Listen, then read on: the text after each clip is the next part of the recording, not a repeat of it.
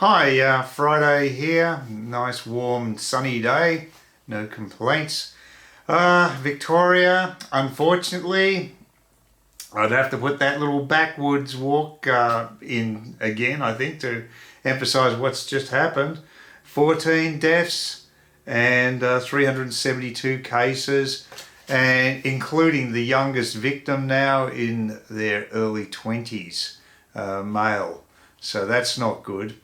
And as far as Mr. Daniel Andrews' denial about the ADF offering help, well, the ADF says to you, well, apparently we did actually offer you help, Daniel Andrews, and you chose not to take it. Now, who should I actually believe? The Australian Defence Force, that really doesn't have any reason to lie, or a scumbag politician who's been ducking for cover for months over the coronavirus and the way he's handled it in Victoria?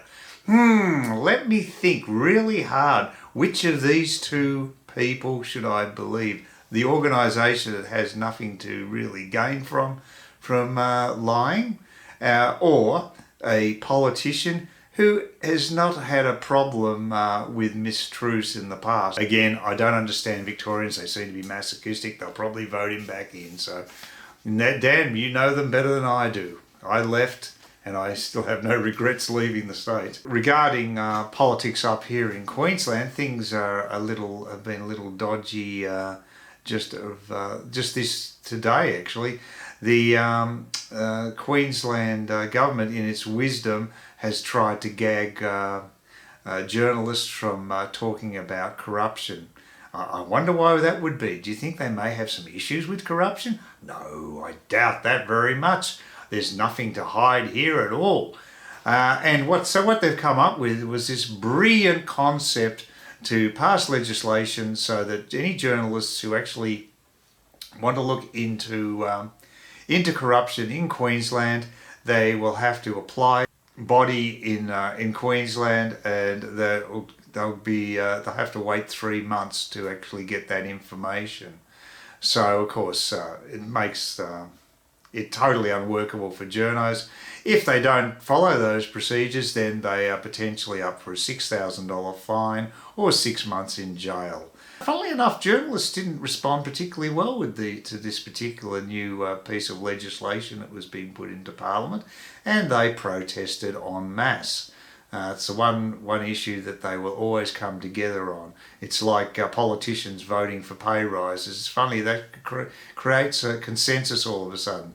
And in this case, when it comes to free speech like this, all the media got together on this one, and as a consequence, the Queensland government caved on this legislation and has withdrawn it. The trouble is, I think the damage has been done. Why were they so keen on preventing journalists from scrutinising politicians and corruption? There's just more and more question marks over this government.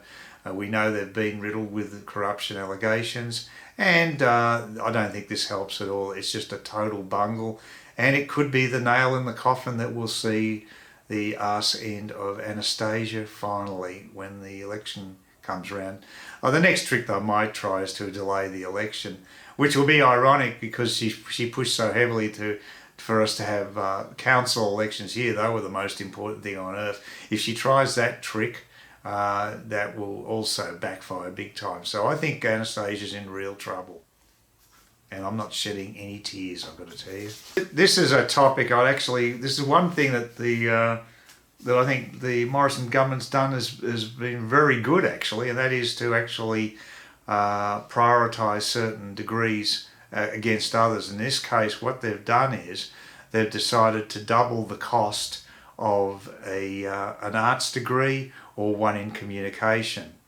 And of course, immediately the Society of Humanities, their spokesperson's gone absolutely ballistic over this, claiming that humanities is so important. We can't jeopardise people learning about humanities. It could undermine our society and bring down civilization. It's just absurd. The reason that this woman is actually pushing so hard to retain the subsidies for the government subsidies for humanities subjects is simply because of self-interest. It's obvious she's the head of that society, and of course she's hardly a disinterested party. It's just so blatantly obvious. It's just they just want to feather bed their own profession.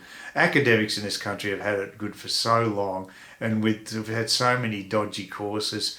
This is payback time. They deserve everything they get, in my opinion.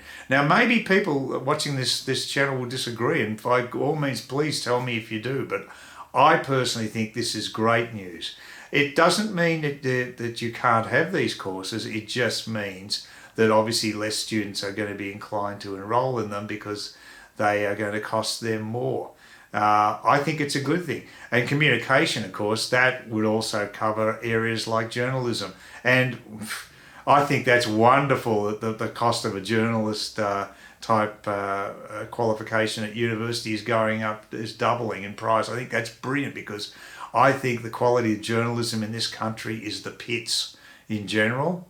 The mainstream media is been serving up absolute garbage. We don't have enough investigative journalists.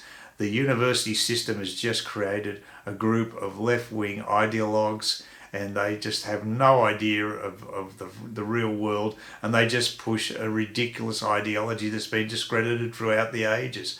Anyone with any concept of economic history knows that the basic way to create wealth is through free markets. But in universities in Australia, there are so many academics left-leaning who think that Marx was the great guy and that's the way we should go, in spite of all the evidence to the contrary throughout the ages. It just staggers me that these people can make a profession basically bludgeoning off the government, and they're basically the reason that they've got jobs is because of these subsidies that were being paid into humanities courses and communications courses. I'm very happy to see those become less attractive to students. They know that by increasing the cost of these courses, they will have second thoughts about enrolling, and that's the reason why this woman's so worried about it. She's saying that it makes them less employable. You have got to be kidding. You really seriously believe that humanities courses in universities these days help you with employable job skills? That is the biggest load of crap out. I have done a course at university. I know what they're like. I did economics and supposedly had econometrics in it, which was probably the most viable part of it as far as employment's concerned. But it was Mickey Mouse the way it was taught. You didn't have to learn any formulas. I couldn't even see what the woman's writing on the board, because back in the bad old days we didn't have laptops. I'm talking about back in the 70s, so we're talking ancient history here. But even then the rot had set in. The course was absolute crap that I took at La Trobe. The economics course was a total waste of time. I never used it for a job. I guess having a degree might have helped me get certain jobs that I may not have got in the past, but really directly it had absolutely no bearing on what I was doing. And as far as the critical thinking thing's concerned, this woman's delusional. You go to university now, you learn about groupthink. You don't think about critical thinking at all. You're given one side only to an argument, especially when it comes to politics and economics. And it is not a place you can debate anymore. It's been totally destroyed as far as that concept is concerned. That is a noble concept for sure, but that isn't reality. That isn't the way it's happening at universities these days. So this woman has got no idea of what's really taking place, and again, just self-interest. That's what's motivating people in her type of position, in my opinion. And I would like to congratulate Dan Tehan on actually taking this reform. I would take it one step further and remove all subsidies to those courses, but it's a move in the right direction. I think that their philosophy is to promote courses that actually do lead to actual jobs and give job skills, and I think that is a good idea. And if you want to study this other stuff, by all means do it. No one's stopping you. It's just that the poor old taxpayer doesn't have to fork out for your indulgence. I think that's good. Just the final topic is actually regarding China, who I really do believe is a paper tiger, not just in a military sense, but in a more basic sense of just being able to feed their own people.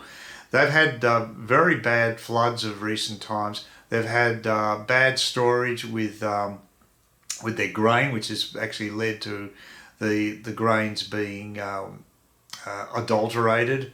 And also they've had locust plagues, insects and what have you, affecting the grain harvest as well. They've had a lot of problems, and the cost of food in China has gone up quite considerably. It's got so bad that that their emperor Xi is now pleading with people like YouTubers who actually have these gluttonous type videos that get lots of hits. He's asked them to cease and desist, and they actually have. And he's asking people to be very careful with food. This is something that they don't normally do. So they are very worried. And of course, Xi is under quite a bit of political pressure right now. He isn't universally loved within the Communist Party itself. And on the ground, I don't think he's universally loved amongst people. I think it's getting closer and closer to a situation in China where there could well be an internal squabble that could break out into a civil war.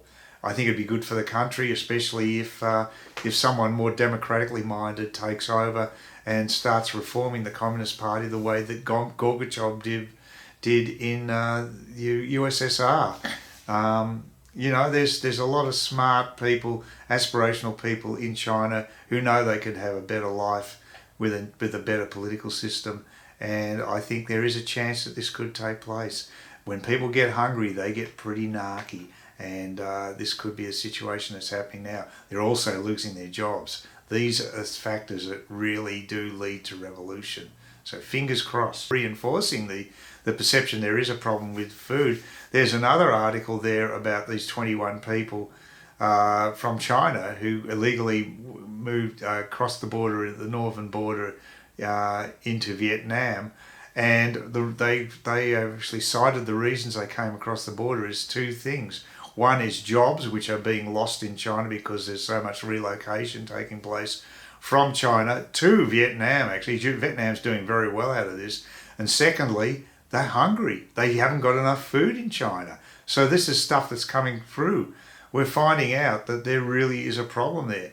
If we find that they're actually defecting to North Korea, then we know that there's been a total collapse in China. It hasn't quite got that bad. If that happened, then you know that basically it's game over. But no, that hasn't happened yet. But there are some worrying signs. They fundamentally, as I say, China is a paper tiger, and I'd actually be quite happy if Taiwan, Japan, and America took them on with maybe the help of Vietnam, because I think if there was military action, the Chinese could be quite embarrassed at the outcome. Anyway, that's probably enough to lumber you with today. Hope you have a good weekend. And as I say, if you don't agree with me on those university courses, please tell me. I'd be interested to see what your feedback is on all these topics. So I hope that's been informative and entertaining to some degree. And like I say, enjoy the weekend coming up. Please consider subscribing to my channel if you think there's anything there of use to you, or entertainment or whatever. And either do that or give me a thumbs up, or if you're feeling really energetic, do both. That'd be great. But please don't ignore me. That's the worst thing you can do on YouTube, is be ignored.